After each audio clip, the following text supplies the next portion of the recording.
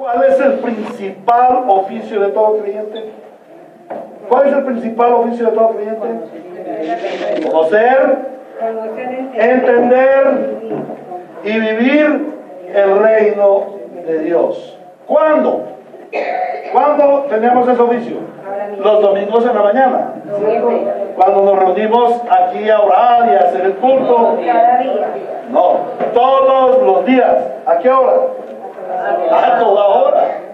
A toda hora. El Señor Jesús dijo orar en todo tiempo.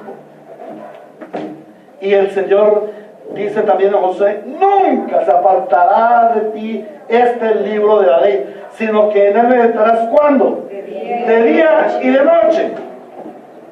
Wow, ese es nuestro deber, nuestro santo deber. Ahora, la pregunta es: ¿y por qué nosotros tenemos el deber de conocer, entender y vivir el reino de Dios todos los días y a toda hora? ¿Por qué creen ustedes que ese debe ser nuestro deber? ¿Cómo? Porque somos hijos de Dios. Muy buena respuesta.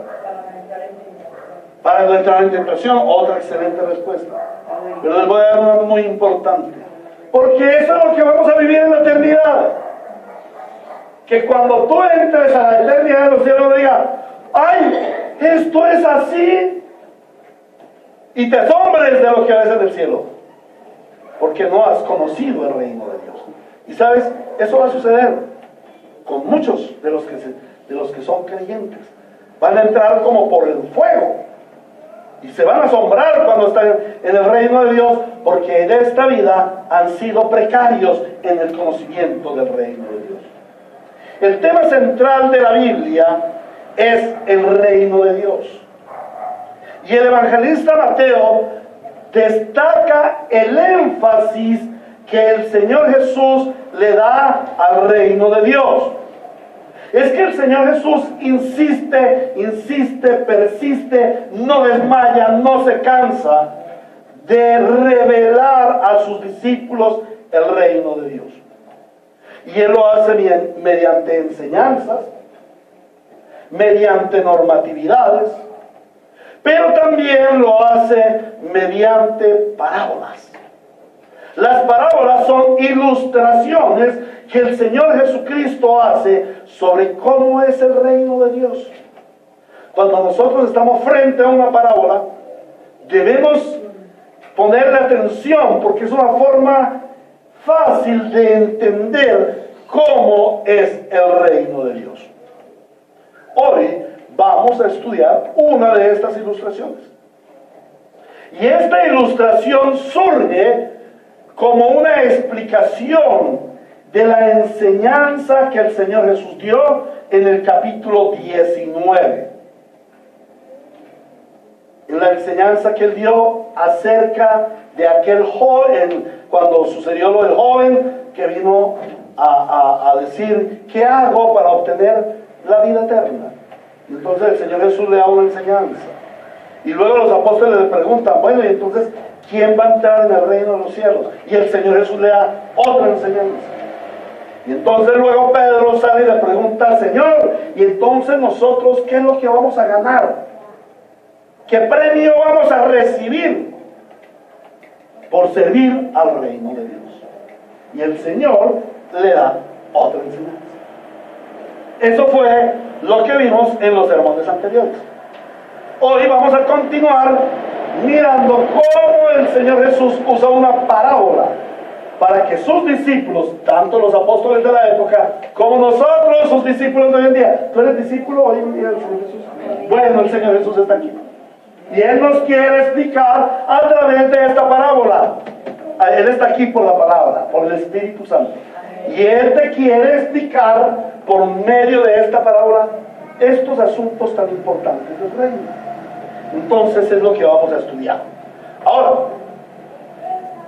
este texto está estrechamente ligado, como ya lo puse, al anterior. Y vamos a ver tres razones por las cuales este texto está ligado. Es más aún, en mi opinión, en mi negligencia, yo diría a los que hicieron las divisiones de la Biblia en versículos y capítulos, ellos no nunca hubieran debido hacer esta división aquí, porque es que el texto es seguido, está entrelazado. Entonces, ¿qué es lo que sucede? En primer lugar, las divisiones en capítulos y versículos son muy tardías, ¿sí? La división en capítulos fue hecha por allá en el siglo, en versículos fue hecha por allá en el siglo XI. Y luego la división en capítulos fue hecha en el siglo XVI. Entonces, es algo muy tardío. Y algunos no tuvieron en cuenta, o algunas veces cuando estudiamos no tenemos en cuenta que esa división de versículos, capítulos, subtítulos, no es palabra de Dios. Esa no es palabra de Dios. Es un sistema que en algunos casos es muy bueno para poder analizar las ideas. Pero en otros casos, como en este, es terrible. Entonces debo acotar, debo insistir en que lo que vamos a estudiar hoy es una explicación del capítulo anterior. La segunda razón por la que debemos entender que este texto está estrechamente ligado al anterior, aunque diga capítulo 20, versículos 1 al 16, es porque comienza con una conjunción, con una conexión. La palabra conjunción significa eso, conexión. Y la conjunción o la conexión es asimismo. Asimismo.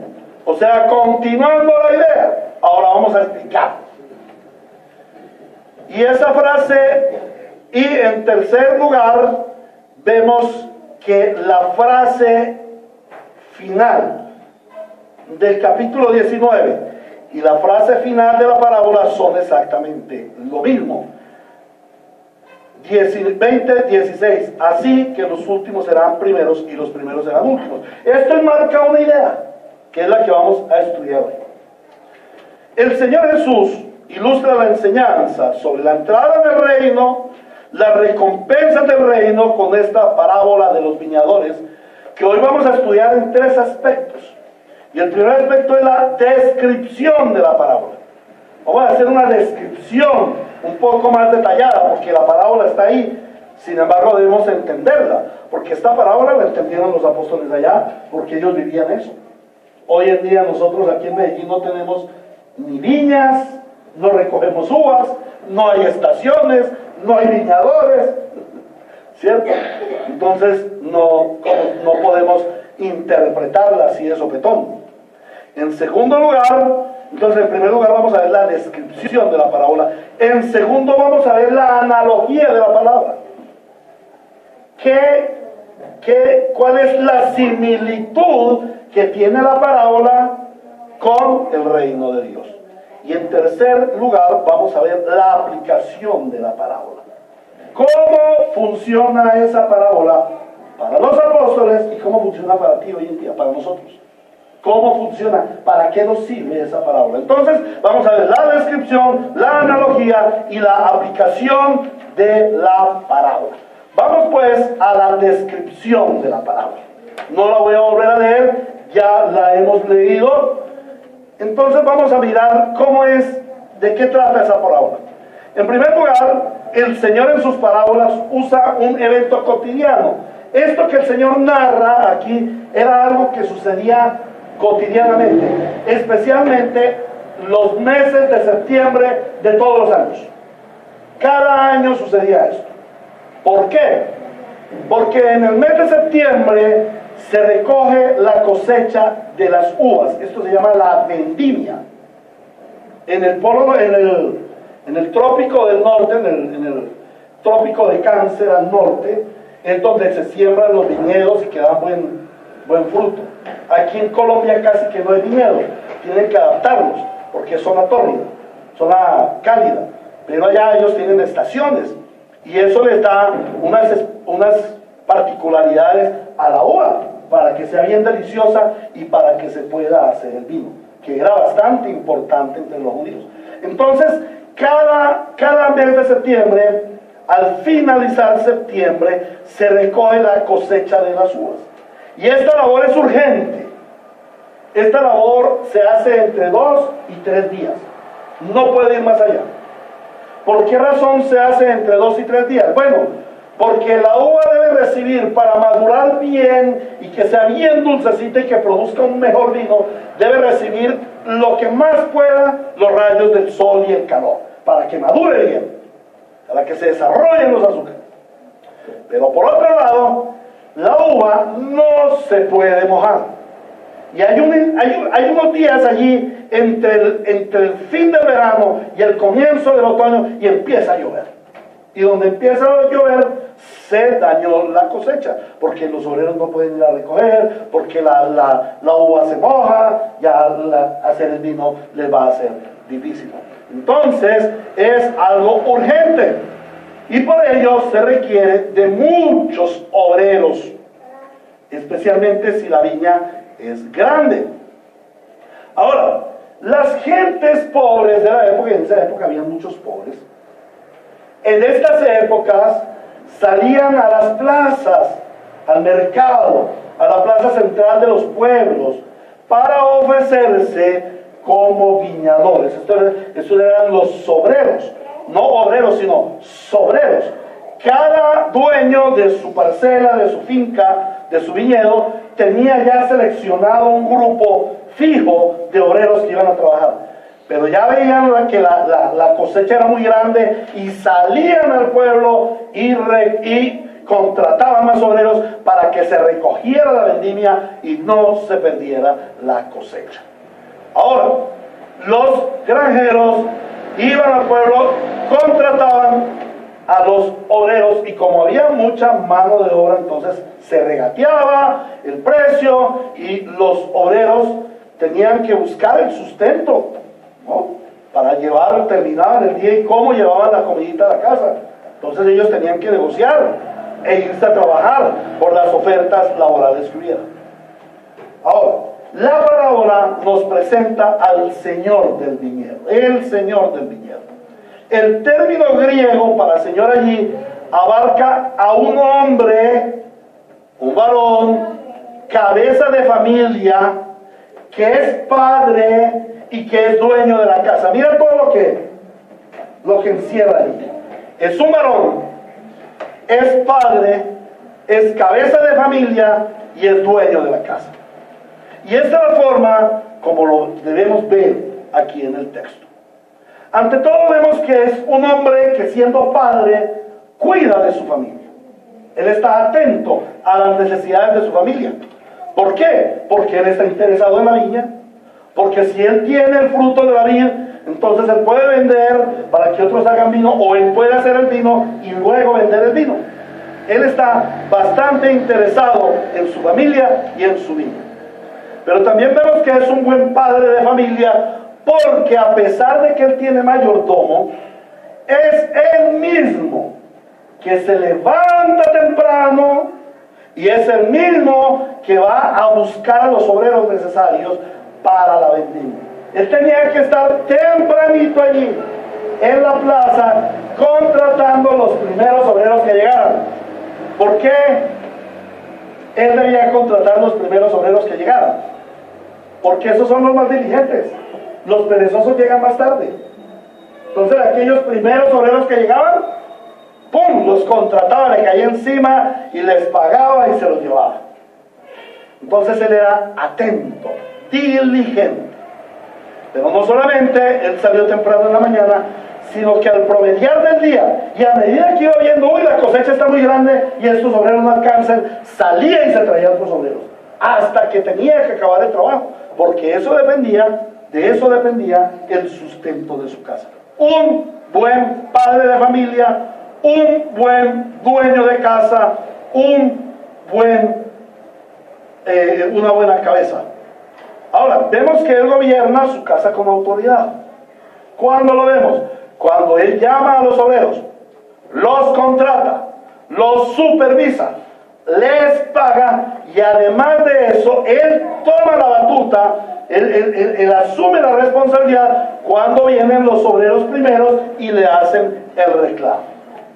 Pero también vemos que él es un hombre justo. Él paga, él hace un acuerdo con los obreros y le paga a los obreros, como dice ahí el texto, lo que es justo. Lo que es justo. ¿Por qué razón él paga a los obreros lo que es justo? Porque como le decía, había muchos pobres, entonces ellos regateaban, los dueños regateaban. Llegaban a pagarle hasta el 50%. ¿Sí? Entonces hay que pagarle 80,000 pesos, pero había gente que se regalaba por 40. Entonces por tener obreros regalados iban y negociaban. Pero el señor del viñedo pagaba justamente, pagaba el salario justo. Él cumplía su promesa. Él le dijo a todos los obreros: vayan que yo les pagaré.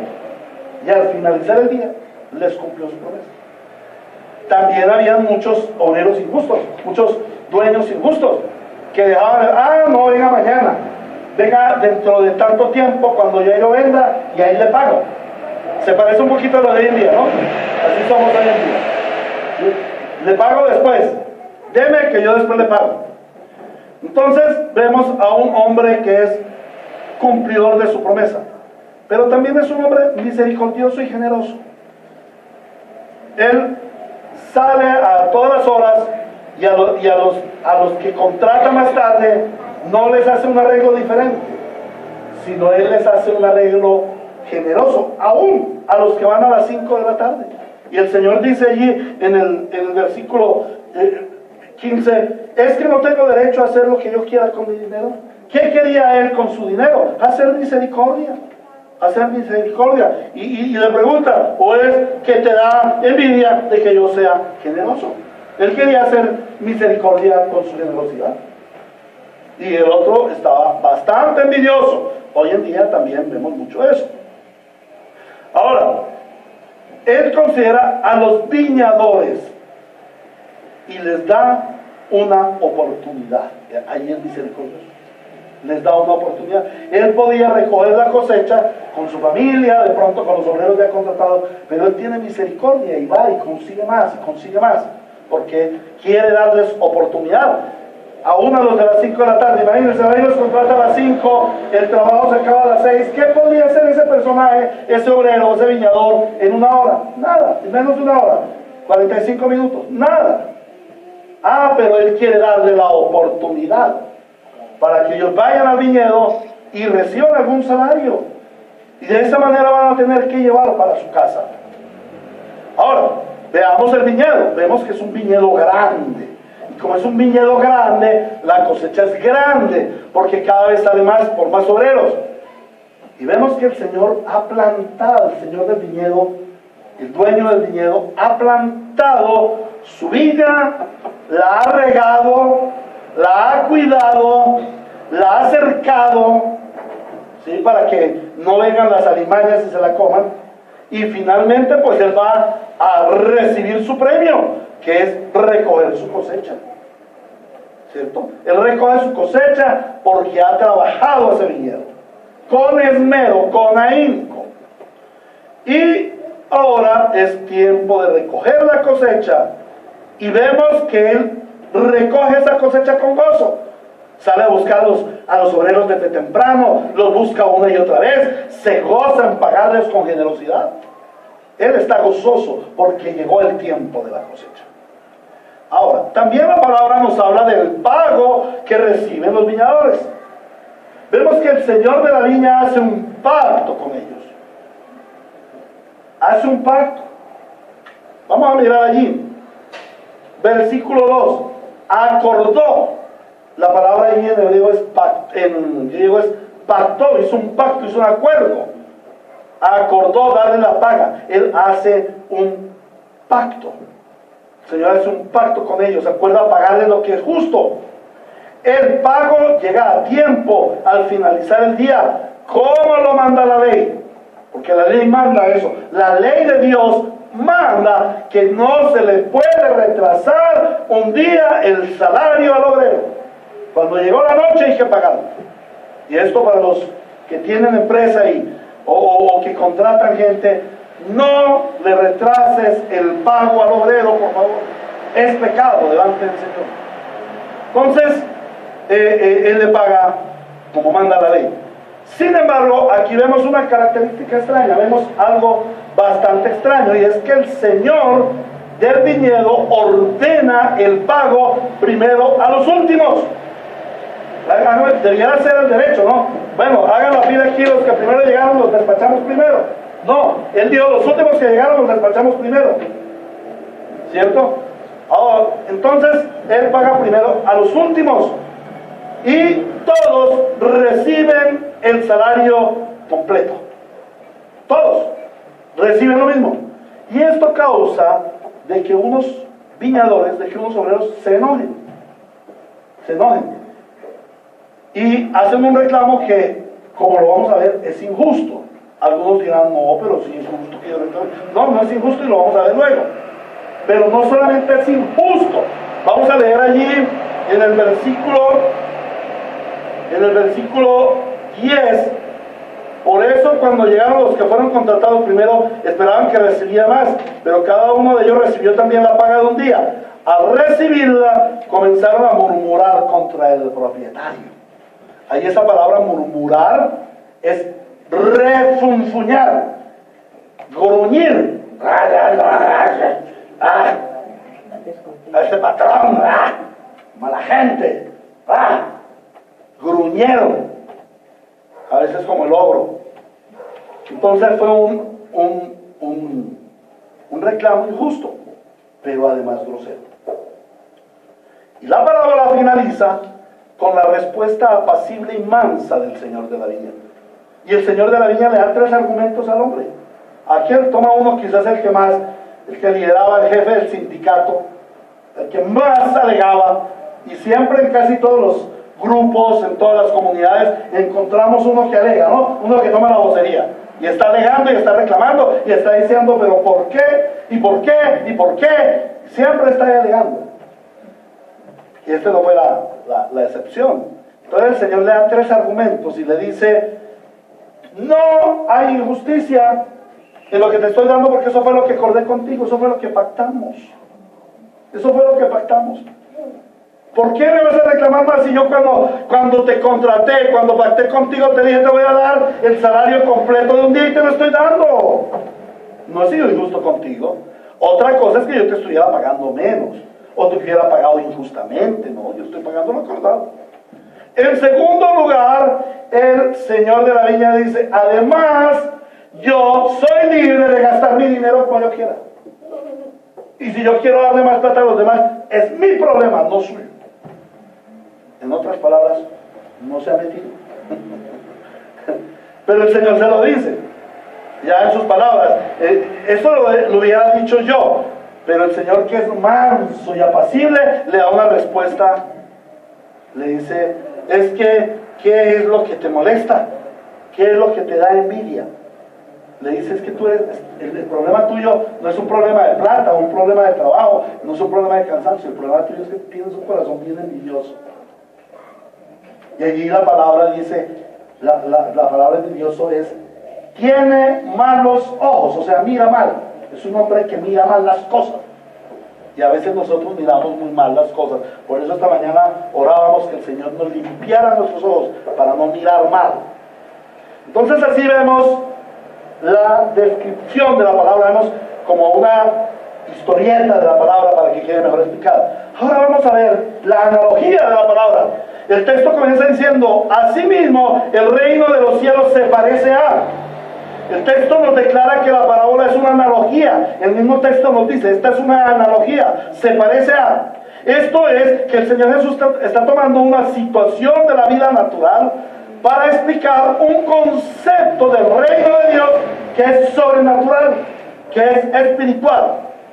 Entonces vamos a ver las similitudes, los parecidos. Es de resaltar que la comparación comienza con el Señor del viñedo. Dice, así mismo es el reino de los cielos. Se parece a un propietario. No dice se parece a un viñedo, ni se parece a unos viñadores, sino se parece a un propietario que salió de madrugada a contratar obreros para su viñedo. El reino de los cielos se parece al propietario. ¿Qué quiere decir esto? Que el reino de los cielos se centra en el rey. en el Rey. ¿Quién es el Rey del reino de los cielos? Dios, Padre, Hijo y Espíritu Santo, el Dios Trino. ¿Quién es el Rey de los cielos? El Padre.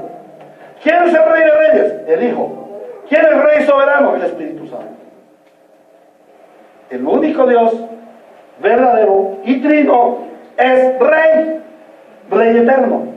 Y el reino de los cielos está centrado en el Rey.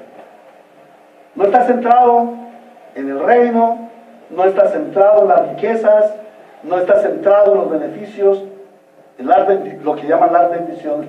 El reino de los cielos está centrado en el Rey. Por eso nuestro trabajo debe ser constante en conocer al Rey, saber que Él es Dios. Por eso el Señor Jesucristo dijo: esta es la vida eterna, que te conozcan a ti, el único Rey, el único Dios verdadero, y a tu Hijo Jesucristo, a quien has enviado. El deseo de Dios es que le conozcamos a Él, porque Él es el centro del reino. Cuando nosotros entremos al reino eterno, al reino celestial y eterno, ¿cuál va a ser la centralidad de nuestra vida eterna? El Rey. Mire, pueden ocurrir cosas alrededor y podemos tener las mayores riquezas a nuestro alrededor, pero lo que vamos a contemplar y en quien nos vamos a deleitar es en el Rey. Por eso la parábola está enfocada en el Rey. ¿Quién es el Rey en la parábola? El Señor de la viña. ¿Por qué? Porque Él es Dios. Y no voy a reiterar lo que hablamos en la primera enseñanza. El Dios es el Señor del reino. Juan capítulo 15 versículo 1 dice: yo soy la vid verdadera y mi Padre es el labrador. Mi Padre es el Señor del reino. Su viña es el reino y los viñadores somos nosotros, los obreros de su reino. Ahora, recuerdan que en la explicación, en la primera parte, en la descripción de la parábola, vimos cómo era aquel hombre dueño del viñedo. Bueno, pues la parábola nos hace la analogía con los atributos de Dios. Ante todo, el dueño del viñedo es Padre. Padre. Y aquí tengo que hacer un énfasis, un sobreénfasis, hermanos. Algunas personas buscan a Dios para que sea proveedor, sanador, solucionador de problemas. Otros buscan a Dios por miedo de que Dios es castigador y para que no me destruya. Pero el Señor nos llamó a nosotros no a ser simplemente súbditos de un rey, no simplemente a ser obreros de un viñedo. Algunas personas enfocan su fe cristiana, viven su cristianismo para evangelizar. Y uno les pregunta: ¿y usted cuál es la razón de ser cristiano? ¿Usted para qué es cristiano? No, para predicar el evangelio. Para predicar el evangelio y que todo el mundo conozca el evangelio y el evangelio. No, no es así. El Señor nos llamó a ser sus hijos.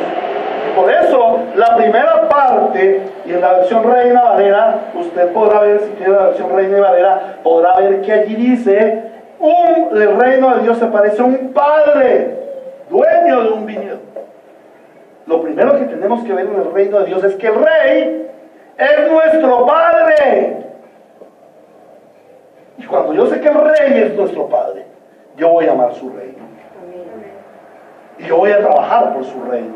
Y yo voy a defender su reino. Y yo seré soldado de su reino, porque cuando yo soy soldado de su reino, estoy defendiendo el reino, sus principios, pero sobre todo, estoy defendiendo a mi rey. Él no es el defensor, pero en mi corazón quiero defender al rey, quiero defender su palabra. Por eso nosotros aquí somos apologistas, defensores de la palabra. Porque nosotros somos hijos del rey. Y amamos el reino, amén. Y nos esforzamos por el reino.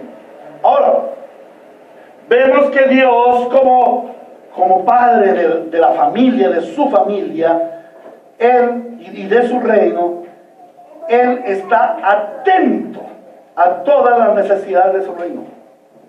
Y Él conoce las sazones y los tiempos. El dueño del viñedo sabía que ya era el tiempo de la cosecha. Bueno, el Padre tiene el conocimiento de todas las sazones y de todos los tiempos del reino. Él sabe cuándo este mundo malo presente va a terminar. Él, por eso dice, nadie sabe ni el día ni la hora, ni los ángeles que están en el cielo, sino mi Padre. Él sabe cuándo es el día y la hora, porque todo está en su potestad, en su soberanía. Ahora, Dios es Rey, gobernante absoluto de su reino, y reiteramos lo que vimos en la primera enseñanza. Y Él decide qué hacer y cuándo hacer. Pero aquí debo ser claro, y lo voy a repetir en la primera clase del próximo domingo: Dios no es un Dios megalaganario. Algunas personas piensan que Dios es un Dios que obra como se le da la gana, que Dios hace lo que Él quiere, cuando Él quiere, como Él quiere y con quien Él quiere. No, esto no es así. Dios hace lo que Él dispuso, como Él dispuso, cuando Él lo dispuso y para lo que Él lo dispuso. Él no hace lo que se le da la gana. Él hace lo que Él dispuso. Y Dios es santo, por ende todo lo que dispuso es santo. No podemos contemplar a Dios como un Dios megalaganario, que hace lo que se le da la gana. No, hermanos. Dios es Dios justo. Dios es Dios justo y Él cumple su palabra. Que ese es otro aspecto que nos muestra la parábola. Dios cumple su palabra. Él paga correctamente a todos y cada uno. Hemos de saber que Dios, el Dios de los cielos, es justo. Y Él le da la paga a todo hombre correctamente. Porque dice que Él no pasa por el pecado de los hombres. Él va a demandar, va a cobrar por el pecado de los hombres. Y ¿saben una cosa? Todos los hombres tenemos que pagar por nuestro pecado. Tú tienes que pagar por tu pecado. Pero aquí viene la segunda noticia. Otro aspecto del carácter de Dios es que Él es misericordioso. Y Él sale a la plaza y busca a los obreros y les da una oportunidad.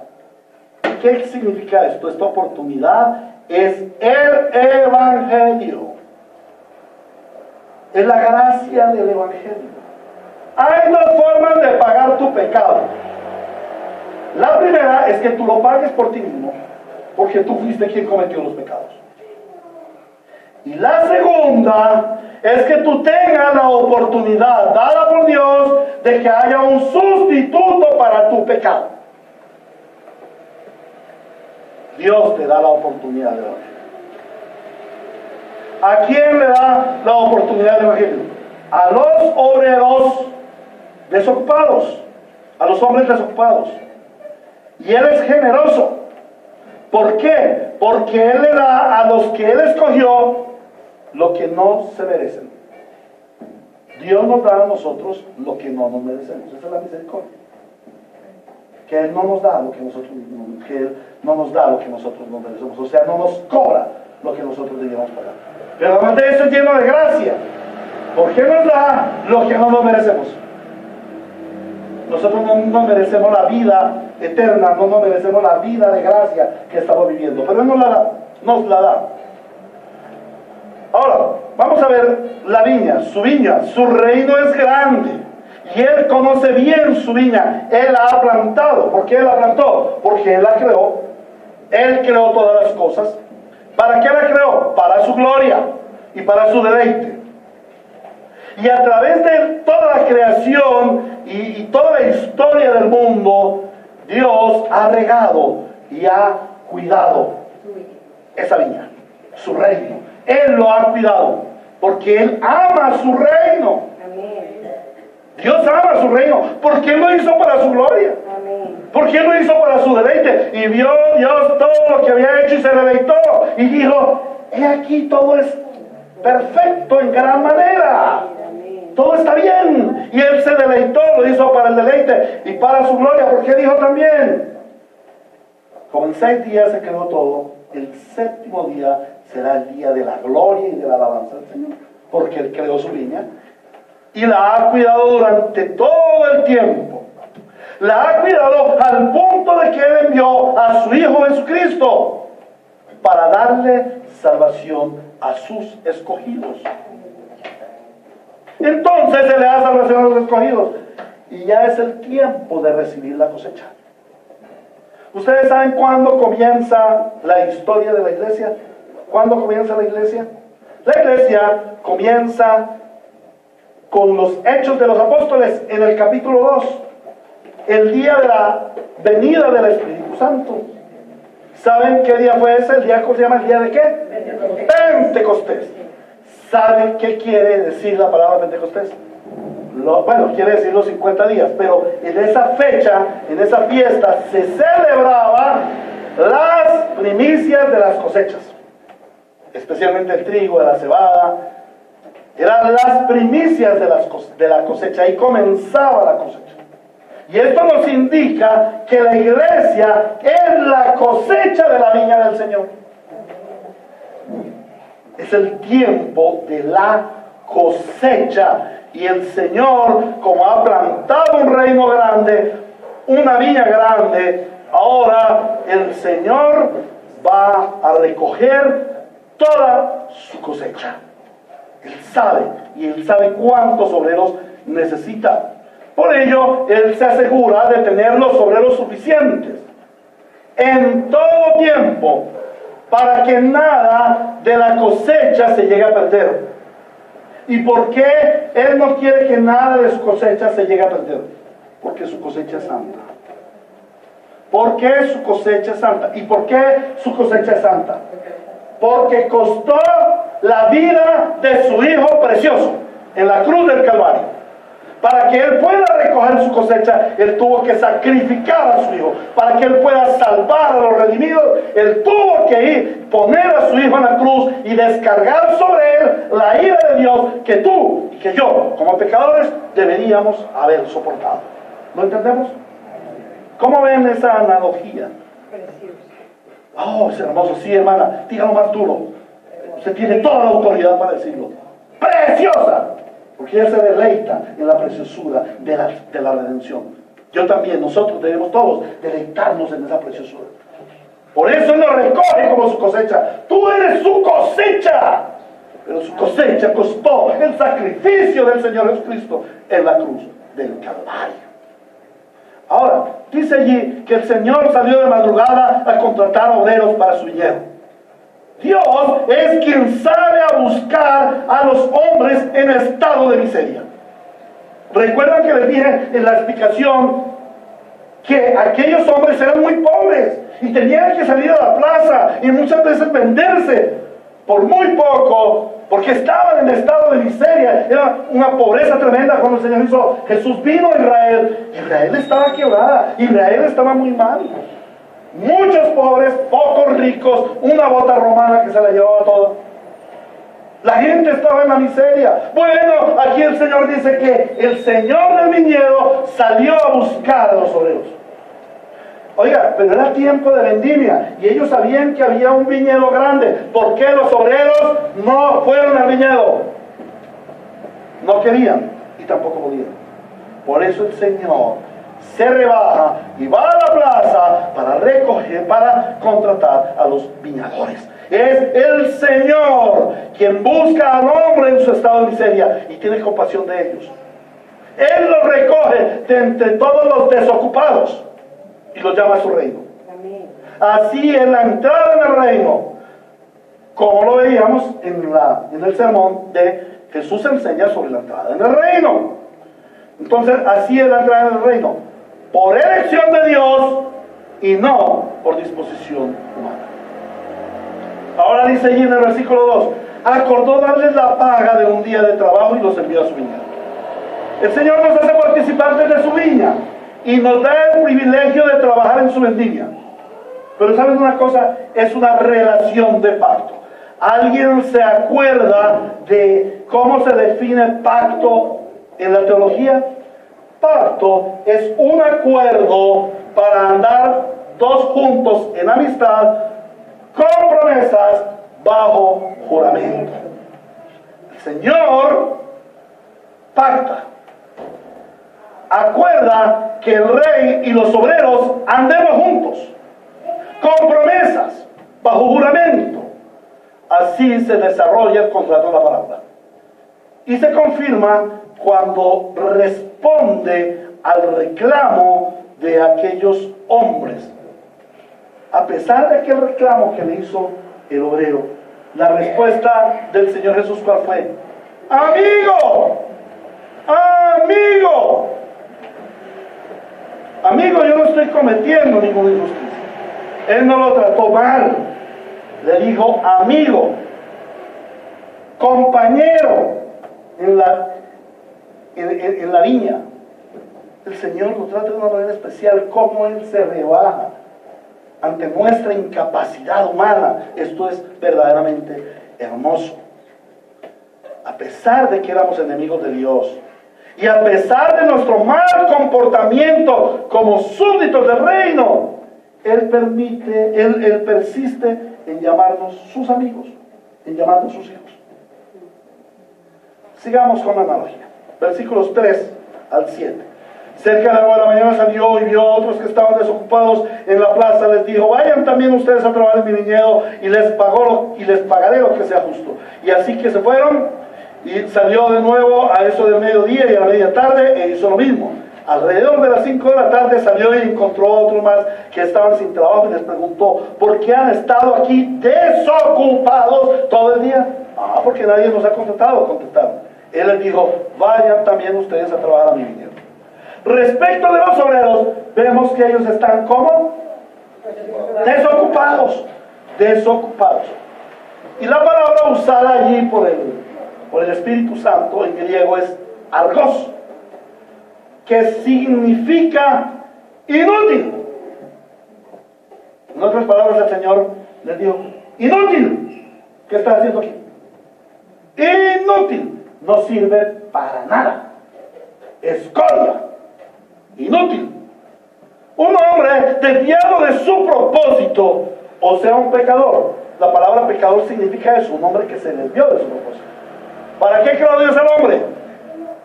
Para su gloria. Y si el hombre peca, ¿le da la gloria a Dios?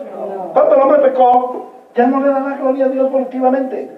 Entonces se desvió de su propósito. Ahora, para que el hombre le dé la gloria a Dios volitivamente, debe redimirlo, pagar con su Hijo Jesucristo el precio de la redención. Entonces, todo hombre desviado de su propósito es un pecador, o sea, es un inútil. Todo hombre fuera del reino de Dios es un pecador inútil. Y solamente el llamado del rey a participar en el reino le hace útil y le da dignidad. El Señor sale en diferentes tiempos a buscar y a llamar a sus obreros. Esto significa que Dios, como dueño de su iglesia, llama, capacita y asigna a los viñadores del reino en el momento en que Él, en su soberanía, lo designe. Nuevamente les recuerdo, no en su medallanario, porque Dios no es medallanario, en su soberanía. Y recordemos que Dios es soberano. En el reino de los cielos solamente hay dos puestos: el de rey y el de siervos. El de rey ya está ocupado. Su nombre es Dios, el Rey. Jesucristo, el Rey. Espíritu Santo, el Rey. Y el otro es el de los obreros. Para ese sí hay vacantes abiertas. Si tú todavía no eres obrero del reino, hoy está la vacante abierta. Se reciben obreros para el reino.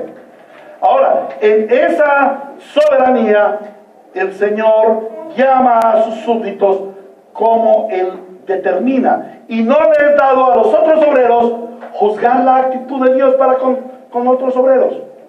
¿Por qué? Porque el Señor llama a unos siendo jóvenes, a otros los llama ya a las puertas de la muerte, como aquel hombre que murió en la cruz, y el Señor dijo: de cierto te digo, que mañana mismo estarás conmigo en el paraíso.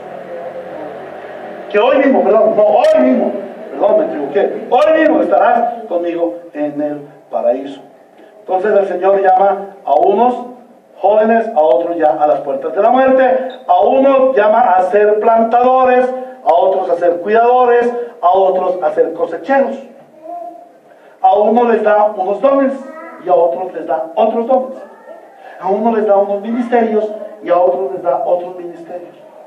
Pero ni esos dones, ni esos ministerios, ni ese llamamiento hace superior a ninguno de los demás. A ninguno. Es que, ¿quién es el mayor en la iglesia? El pastor. No ve que él estudió teología. No, aquí el pastor es un siervo.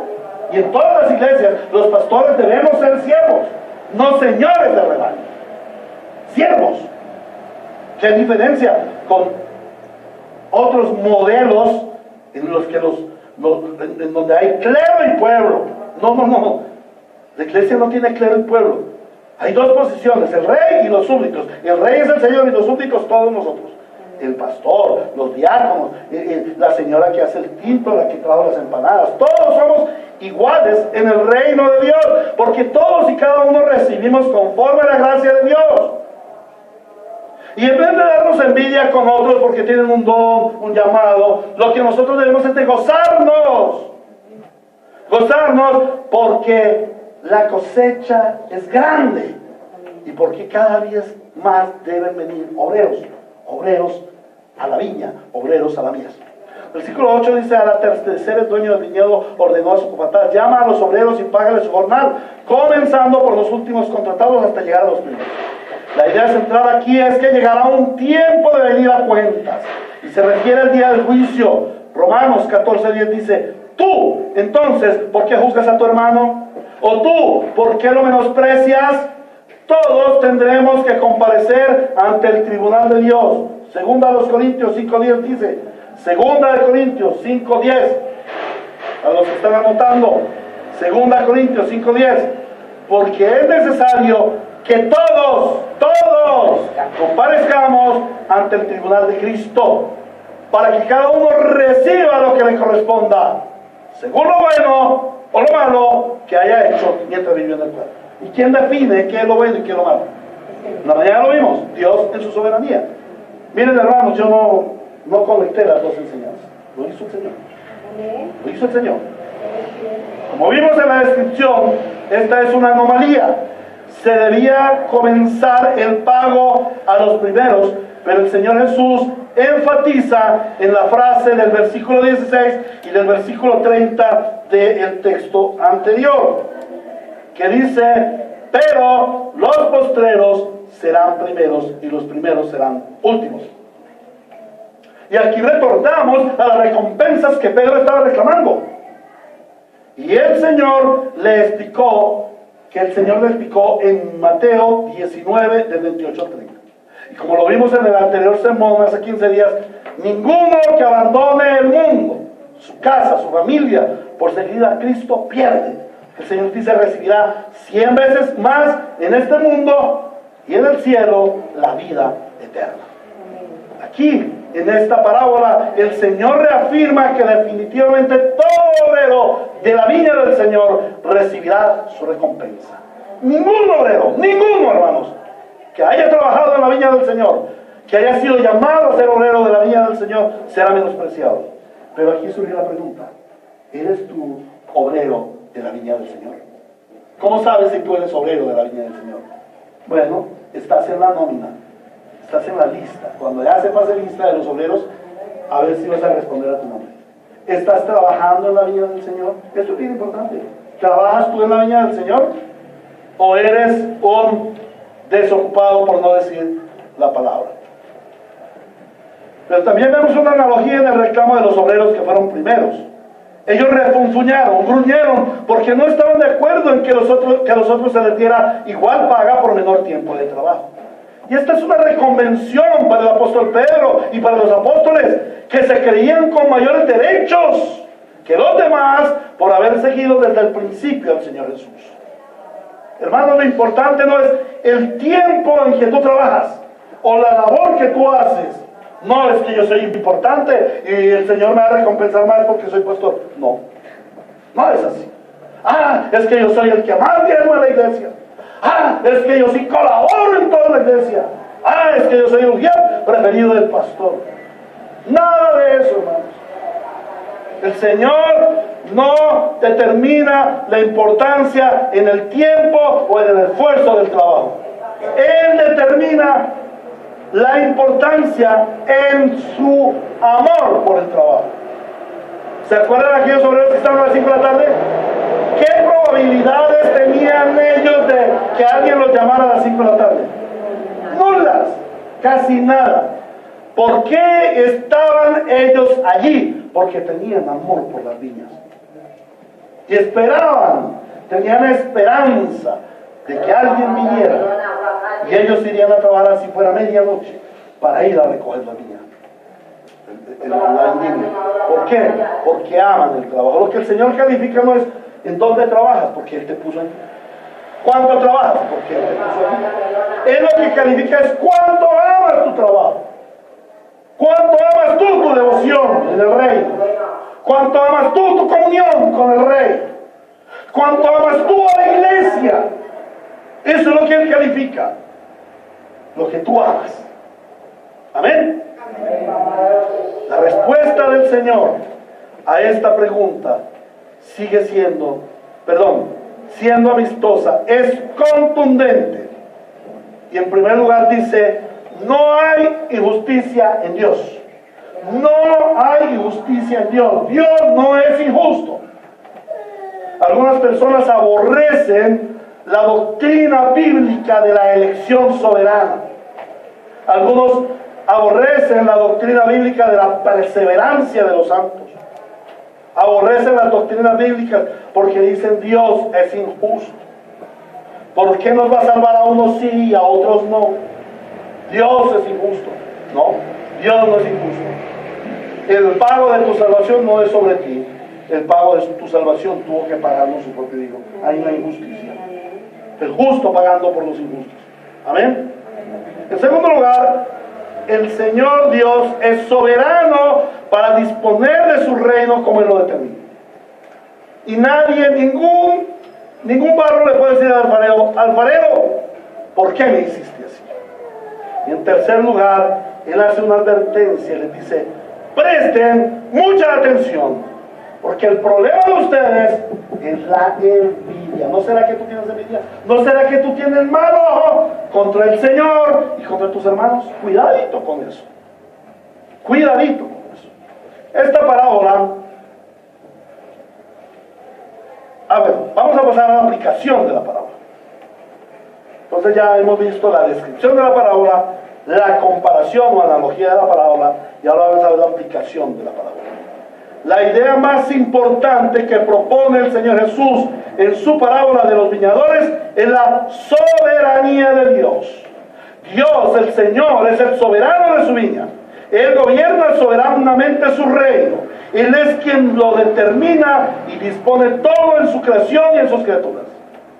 El Señor Jesús nos da a entender en la parábola que el reino de Dios no es como nosotros pensamos o queremos, sino como Él lo diseñó. El reino de Dios es contrario. El reino de Dios es contrario al concepto humano. La justicia, el amor, la misericordia, la bondad de Dios exceden con creces a lo que el hombre lo concibe. Pero por ello, esta es una exhortación para que tú conozcas más a Dios por medio de su palabra, por medio de la predicación de la palabra, y conozcas su carácter, y conozcas su voluntad, y conozcas que Él es soberano.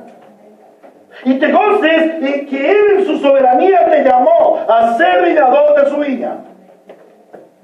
Y si aún no eres viñador de su viña, si aún no trabajas en su viña, y te digo, si tú no estás trabajando en la viña, si tú eres uno al que la iglesia te importa poco, vas al culto cuando quieres, no evangelizas, no oras en la casa, no haces al altar familiar, no asumes tu responsabilidad como pastor del hogar, no estás en intercesión, no estás siendo discipulado. Oh, hermano, tú no eres obrero de la viña.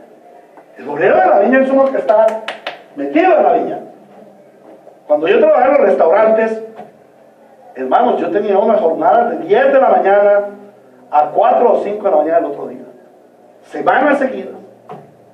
Pero es que yo era obrero del restaurante. Y era apasionado por el restaurante. Y amaba lo que hacía. Claro, habían otros que eran los extras. A ellos se les pagaba una suma muy inferior e iban de vez en cuando. Pero el obrero de la viña está allí, metido, comprometido, le interesa, ama su viña, pero sobre todo, ama al Señor de la viña.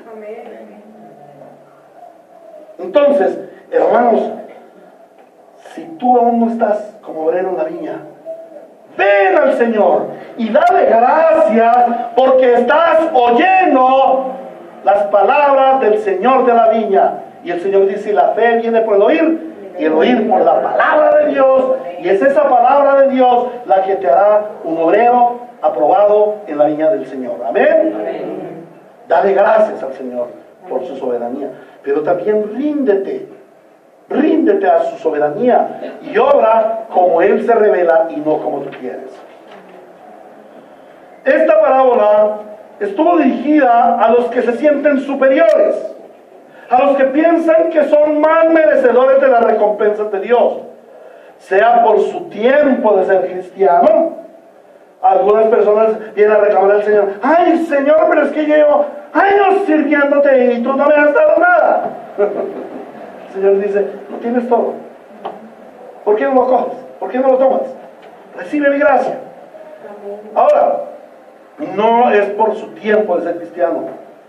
No se sienta superior por su familiaridad, por su trabajo en la iglesia. No se sienta superior por su alta moralidad. Hay muchos que se sienten superiores porque son más altos que otros. A ellos los llamamos los santurrones. Porque nadie que es santo, verdaderamente santo, se ufana de su santidad. Nadie. Ah, es que yo soy mejor que los demás. Es que los demás no. Es que mire, yo sí. Los demás, mire, malos cristianos. El único cristiano bueno de la iglesia soy yo. Ah, nada de eso. No tenemos de qué ufanarnos de nuestra moralidad, de nuestra santidad. Otros se ufanan por su conocimiento. Ah, es que yo estudié teología. Esas enseñanzas del pastor, no, hay que estudiar teología, hermanos. Otros se creen superiores por su familiaridad con el liderazgo de la iglesia. Otros se creen superiores por sus contribuciones económicas. Nada de eso te hace superior. En el reino de los cielos, ningún hombre es superior a otros. Todos somos súbditos del rey. Obreros útiles al reino. Y todos hemos de sentirnos gozosos por la recompensa recibida. En el reino de Dios, la recompensa es la misma. ¿Cuál es la recompensa en el reino de Dios? Estar en el reino, contemplando al rey y disfrutando de su gloria. Eso es lo más importante del reino de Dios. Ahora, el Señor Jesús está corrigiendo el espíritu perverso, el espíritu envidioso y codicioso que algunos llevamos dentro. Hermanos, no seas cristiano si tu interés es solo por la paga. Ese fue el espíritu de Judas. El cristiano trabaja por el gozo de servir a Dios y a sus semejantes. Es por eso que los primeros serán últimos y los últimos serán los primeros. ¿Por qué sirves en el reino, hermano? ¿Por la paga o por el deleite de ser súbdito del reino? Amado hermano, esta es una exhortación para que tengas el gozo de servir por el honor de ser llamado súbdito del reino. Amén. Otra implicación importante de la parábola es que el Señor llama a sus obreros a trabajar en el reino, a dejar de ser inútiles. Hoy en día en la iglesia, en toda la iglesia del Señor, hay muchos inútiles. La evidencia de tu amor por el rey y por el reino es tu trabajo en el reino. Examínate. ¿cómo estás trabajando en el reino de los cielos? En tu vida personal. Porque el reino de los cielos se trabaja en ti, en tu devoción, en tu santificación progresiva, en tu oración, en tu comunión con Dios. Eso es trabajar en el reino de Dios.